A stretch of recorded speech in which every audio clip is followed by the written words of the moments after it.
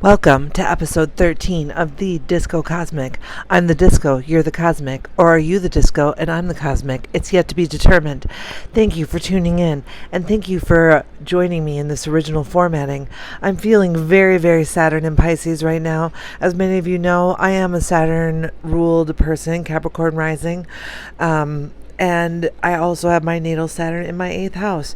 So with this big transition of Saturn going back into Pisces before it returns to going direct and returns to Aries, which is not until February 14th of 2026, I have felt myself being pulled violently by this pendulum back into the dreamy landscapes of Pisces, which is in my 3rd house. House check, because as we're learning here in the disco, it's a very different experience what this transition can mean for you, and understanding that since March of 2023, Saturn has been doing this dance in Pisces, going back and forth, hitting Aries a little bit, coming back out. How did you feel going into Aries?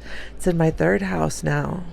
Aries is my 4th house. When Saturn was in Aries, I felt empowered. I felt like I had my armor on. My Martian exalted Capricorn Saturnian karma lessons were making me feel like I was emperor of my kingdom. I had it going, and then boom, thrust back into the illusion. Pisces and Saturn, a corporeal being yearning for transcendence, but also yearning for existence at the same time, and trying to exist in between that tension, trying to show up despite the limits that society has put on me because of the way that I was born, because of the way that my body works, still trying to make that connection, because the isolation only becomes more obvious, more painful, more beautiful, and more necessary to continue to try and connect when Saturn is in Pisces. For me, in my 3rd house, community, introspection.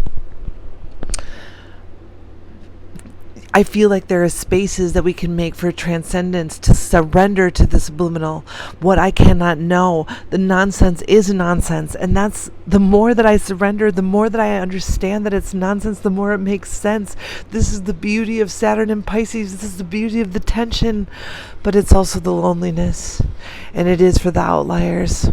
And it is for those of us who don't feel like we belong, the otherness. It very much hits me now. And I will leave you all with a quote from Alice Sparkly Cat. Because you do not choose to suffer, you have to grieve what you have lost with clarity and go from there. That is Alice Sparkly Cat about Saturn's return into Pisces. So that's really all I have for you from the disco today. I've included some of my artwork just as access points, and I look forward to seeing you wigged out next week. Disco out. Take care of each other. Mwah.